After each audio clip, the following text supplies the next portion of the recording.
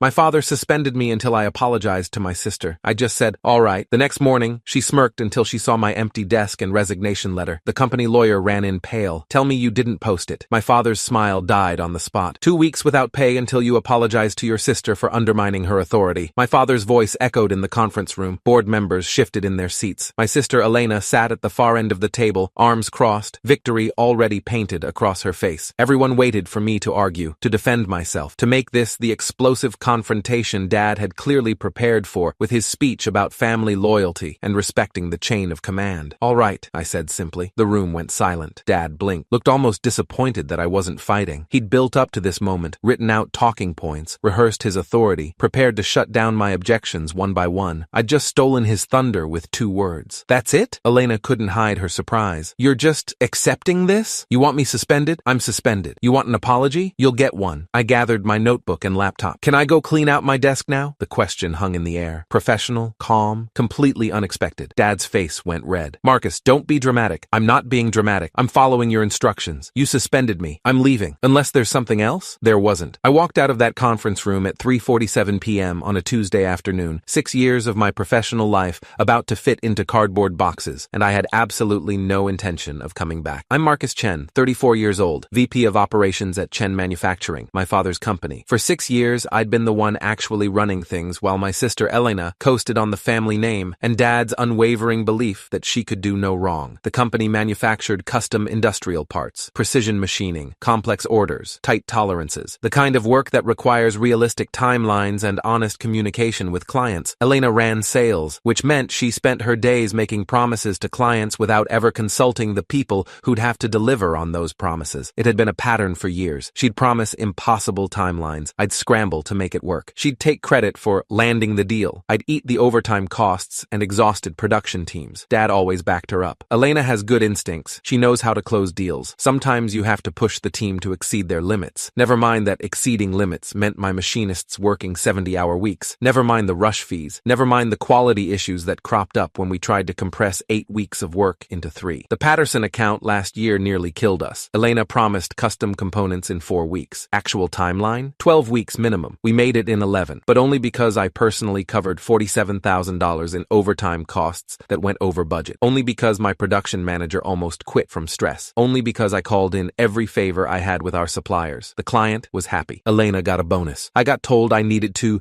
be more flexible with timelines. That was the moment I started documenting everything. Every email, every warning, every time Elena overpromised and I had to fix it. I told myself it was just good business practice. Keep records. Cover your ass. Standard corporate survival. But deep down, I knew. Someday, this was going to explode. And when it did, I wanted proof. The explosion came last Tuesday. Elena closed a deal with Henderson Industries. Major account, 6-figure contract. Great for the company. Except she'd promised 10,000 custom units in 3 weeks. I found out when Henderson's procurement manager emailed me directly asking about production schedules. My stomach dropped when I saw the timeline. 10,000 units, 3 weeks. Custom specs that required specialty tooling we'd need to order. I ran the numbers twice, checked with my production manager, consulted our lead engineer. Absolute best case scenario, 8 weeks. Realistically, 10 weeks. There was no universe where we could deliver in 3 weeks without completely fabricating the laws of physics. I called Elena at 2:17 p.m. Hey, I just got the Henderson specs. We need to talk about the timeline. It's already approved. I sent the contract this morning. Elena, we can't deliver 10,000 units in 3 weeks. That's physically impossible. You always say that. Then you figure it out. That's your job. My job is to run operations based on reality, not based on whatever timeline you pulled out of thin air to close the deal. Don't start with me, Marcus. Dad already approved the contract. Did you tell Dad the actual production timeline? I told him what the client needed. He said to make it work. That's not how manufacturing works. She hung up on me. I sat at my desk for 11 minutes, staring at the Henderson specs, doing the math over and over, hoping I'd missed something. I hadn't. We were going to breach this contract. Henderson would sue, we'd lose the account, and probably end up in arbitration, unless someone told them the truth before it was too late. At 3:34 p.m., I drafted an email to Henderson's procurement manager. Professional, factual, no drama. Subject, Henderson Industries order, production timeline, clarification. Mr. Stevens, thank you for the Henderson order specifications. After reviewing your requirements with our production team, I need to provide a timeline clarification. The order calls for 10,000 custom units with specialty tooling. Our realistic production timeline for this volume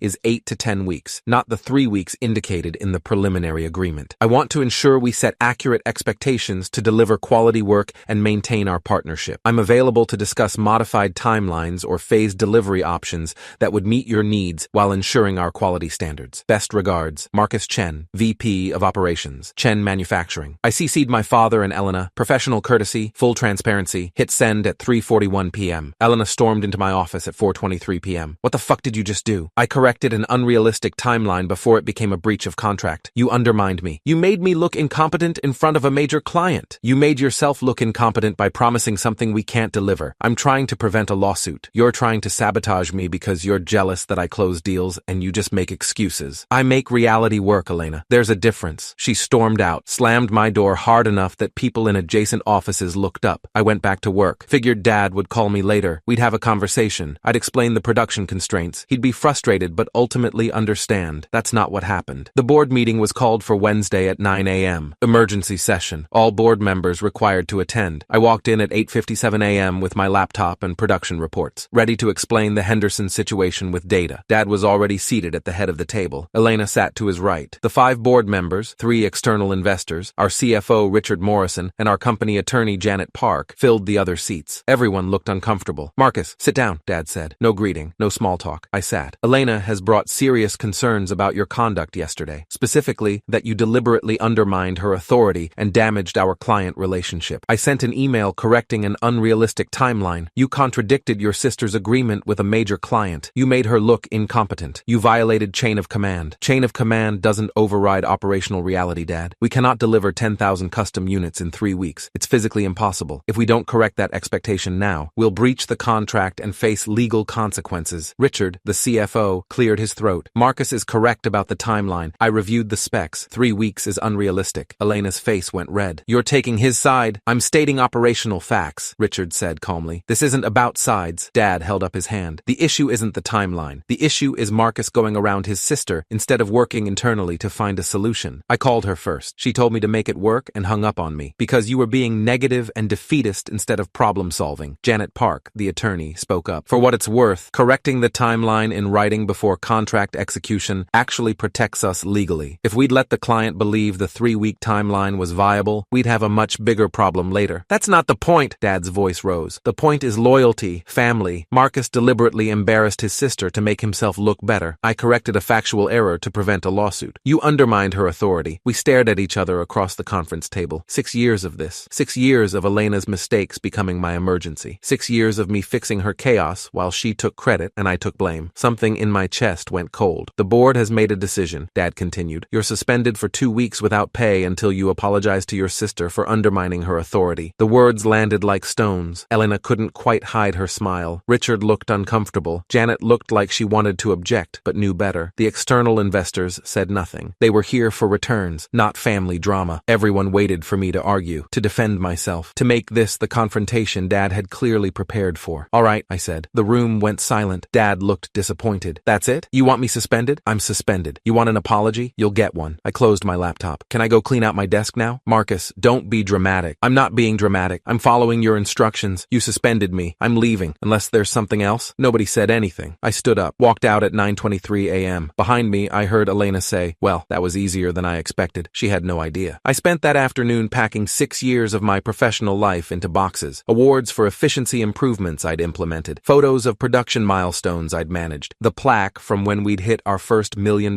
quarter. A quarter Elena took credit for even though I'd restructured our entire workflow to make it possible. Every project I'd saved from her overpromises. Every crisis I'd averted. Every impossible deadline I'd somehow met. All of it going into cardboard boxes from the supply room. My production manager, David Chen, no relation, stopped by at 3:47 p.m. This is bullshit, he said quietly. You know that, right? Yep. What are you going to do? Right now? Pack? After that? I shrugged. Figure it out. He looked at the boxes, at my empty desk. If you land somewhere else, call me. I'm not sticking around if you're gone. Elena's going to run this place into the ground. I'll keep that in mind. He left. 3 other department heads stopped by over the next hour, all saying basically the same thing. This is wrong. You got screwed. We're with you. Nice words, but words don't pay mortgages. By 6:30 p.m., my office was empty. Boxes stacked by the door, walls bare, like I'd never been there. I sat at my desk, the one I'd worked at for 6 years, the one where I'd solved hundreds of problems Elena created, and opened my laptop. Time to burn it all down. I'd been meticulous about documentation for 18 months, ever since the Patterson disaster where Elena's timeline nearly bankrupted us, and I had to personally absorb the costs. Every project project had detailed files. Every warning I'd given had a paper trail. Every budget overrun had an analysis showing whose decisions caused it. The Patterson contract, promised in 4 weeks, delivered in 12. I'd saved every email showing Elena's timeline promises and my warnings that they were impossible. Documentation of the $47,000 in overtime I'd covered personally. Screenshots of my production manager's stress-related medical leave. The Morrison account. Elena promised custom features we didn't have equipment to produce. We'd had to subcontract at a massive loss. I had the equipment limitation emails,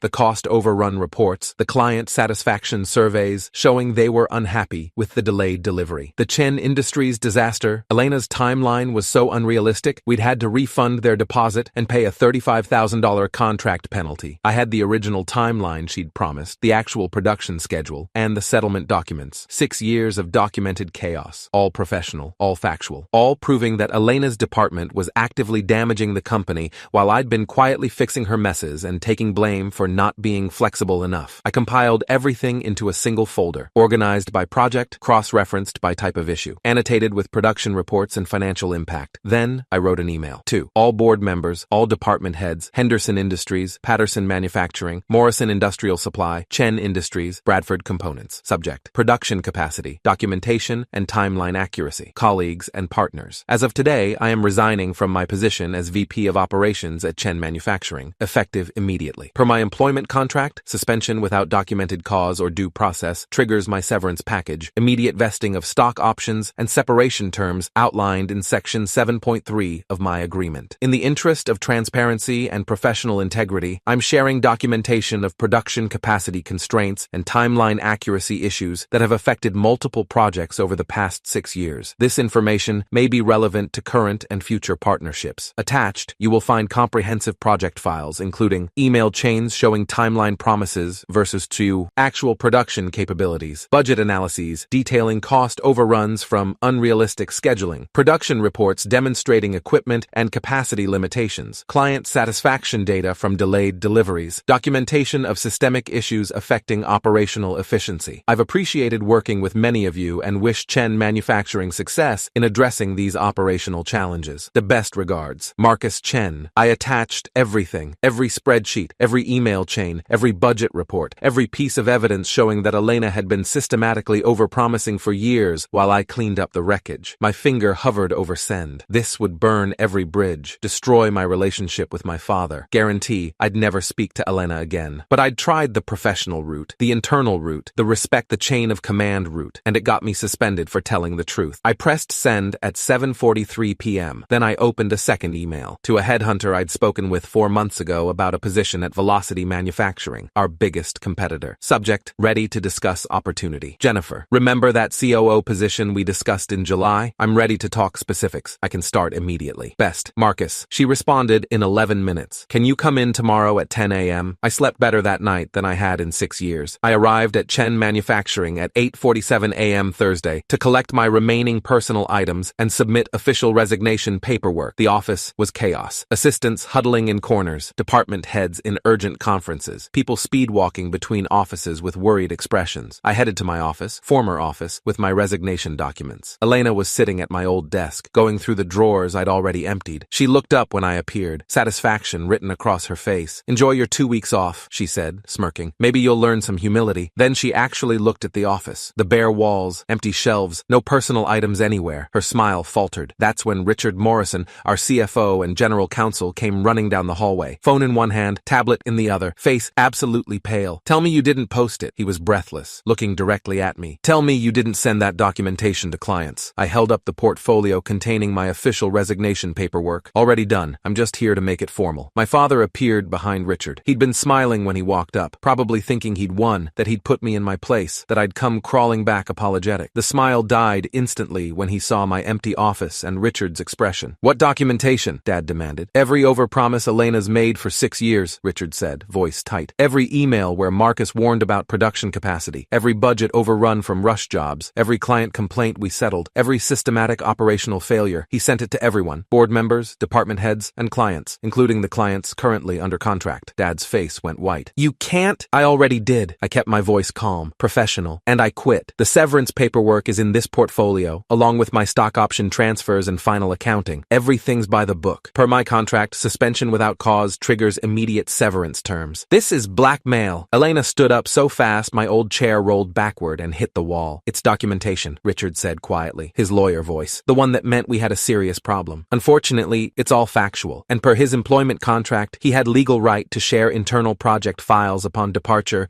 for purposes of professional integrity and industry transparency. I'd had Richard write that clause into my contract 3 years ago. At the time, Dad had waved it off as unnecessary legal language. Turns out it wasn't unnecessary at all. Dad turned to me, anger replacing shock. You're trying to destroy what I built. No, Dad, I'm refusing to keep covering for someone who's been destroying it for years while I took the blame. There's a difference. The Patterson account is already calling, Richard said, looking at his tablet. They want to know why the timeline Elena promised them differed from the production reports Marcus sent. They're asking if we lied about our capabilities. My phone buzzed. I silenced it. It buzzed again and again. Good luck with that, I said. Also, the Henderson contract Elena just signed? She promised delivery in 3 weeks. Actual timeline is 10 weeks minimum. They're going to figure that out pretty soon when you miss the first milestone. Richard's face somehow went paler. Jesus Christ, Elena. Elena was shaking now, face red. You vindictive piece of... I documented reality. If reality is damaging to you, maybe that's something to reflect on. Janet Park appeared behind Dad and Richard, our attorney. She looked at me, at my empty office, at the resignation portfolio in my hands. Did you consult counsel before sending that email? Didn't need to. I followed my contract terms exactly. Everything I sent was factual documentation of operational issues. No lies, no embellishment, just emails, budgets, and production reports. She looked at Richard. Can we sue him? For what? Telling the truth? Richard shook his head. His contract explicitly permits sharing operational documentation upon departure. We approved that language 3 years ago. Dad's face was turning purple now. Marcus, you listen to me. No, Dad, I'm done listening. I tried the professional route. I tried the internal route. I tried respecting your authority and Elena's feelings, and you suspended me for it. So now I'm doing what I should have done years ago, walking away and letting everyone see exactly what I've been protecting you from. I placed the resignation portfolio on the desk. Everything's in here. Stock transfer paperwork, severance calculation per contract, section 7.3, final project handoff notes. Although good luck finding anyone who can actually manage production at the level I was working at. I walked toward the door, stopped, looked back at Elena. By the way, the Henderson account is going to ask for documentation on that 3-week timeline. You might want to prepare an actual explanation instead of just blaming me for being negative. Then I looked at Dad. You built something great. You just destroyed it by valuing loyalty over competence. Good luck fixing that. I walked out while they were still processing. My phone rang continuously for the next 4 hours. Clients, board members, former colleagues. I didn't answer most of them. The ones I did answer, I was professional and brief. I've resigned from Chen Manufacturing. For details on operational issues, please review the documentation I sent. I cannot provide additional comment at this time. The meeting with Velocity Manufacturing was at 10 a.m. Jennifer Wu, the headhunter, met me in the lobby. That was quite an email you sent your former employer. You saw it? Half the industry saw it. It's already circulating in professional networks. She smiled. My client is very interested in speaking with you. The interview lasted 2 hours. CEO, COO, CFO, VP of production. They asked about my experience, my management style, my approach to production scheduling and client relationships. We value operational honesty, the CEO said. We've lost too many deals to companies that overpromise and underdeliver. We need someone who'll tell clients the truth, even when it costs us the sale. That's exactly what got me fired. That's exactly why we want to hire you. They made an offer on the spot. COO position. $180,000 base salary, 40% higher than I'd been making at Chen. Performance bonuses, stock options, start date in 2 weeks. I accepted at 12:17 p.m. The fallout at Chen Manufacturing was spectacular. By Friday, 3 clients had put their contracts under review. Patterson Manufacturing and Henderson Industries both demanded emergency meetings to clarify timeline discrepancies and operational capabilities. The board called an emergency session for Monday morning, without Elena or my father present, just the external investors and Richard. I heard about all this through David, my former production manager. He texted me regular updates. David, board meeting was brutal. External investors are furious. They're demanding operational audit. David, Elena got demoted. Still has title but no client authority. Dad's trying to protect her but board isn't having it. David, Henderson threatened lawsuit. We might have to buy out the contract. On Tuesday, Chen Manufacturing retained Turner and Associates, an external consulting firm, to conduct a full operational audit. The consultant's preliminary report, which leaked to me through professional networks, was scathing. Systematic failure to align sales promises with production capabilities. Nepotistic management practices that prioritize family relationships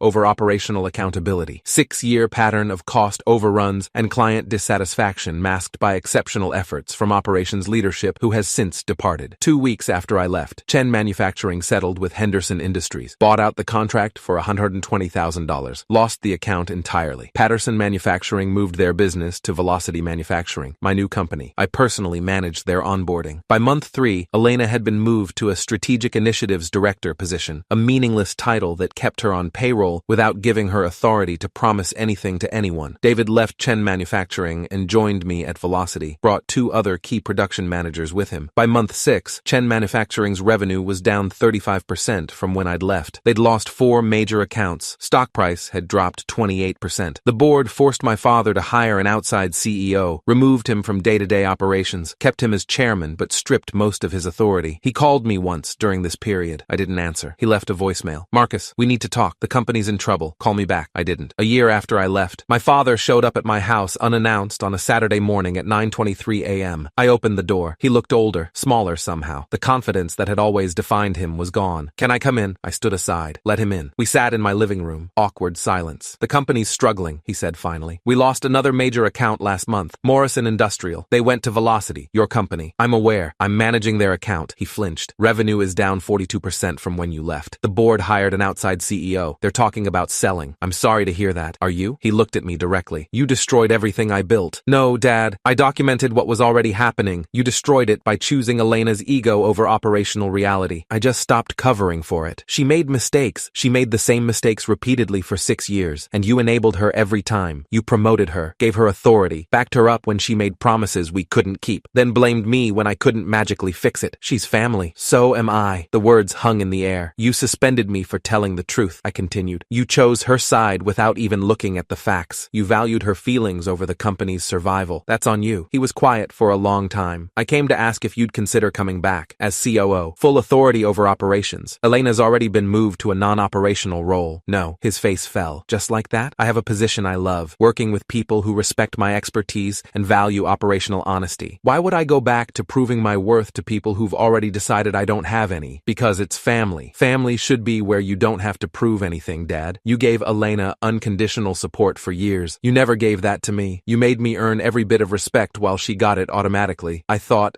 I was being fair to both of you. You thought wrong." He stood up, walked to the door. "Stop. I'm sorry, Marcus. I see that now. I see what I did wrong. I appreciate that. But understanding doesn't undo 6 years of damage. Can we try to rebuild something? Not business, just family?" I thought about it. "Maybe. Slowly. On new terms. Not the old dynamic where Elena gets automatic support and I get automatic suspicion." "Fair enough." He left at 10:04 a.m. Elena never reached out. I heard through the family grapevine that she eventually left Chen Manufacturing, moved to Phoenix, started working for some tech startup in sales, still blaming me for everything, according to my cousin. Dad and I speak occasionally now, carefully building something that resembles a relationship. He attended my wedding 8 months ago, gave a toast that acknowledged his failures without making it about him. I thought I was protecting my family by keeping us all together. I learned, too late, that sometimes protecting your family means letting them pursue their own paths, even when it takes them away from you. It's not the relationship I wanted as a child, but it's honest. 5 years after I left Chen Manufacturing, Velocity just surpassed them in annual revenue. We're at $47 million.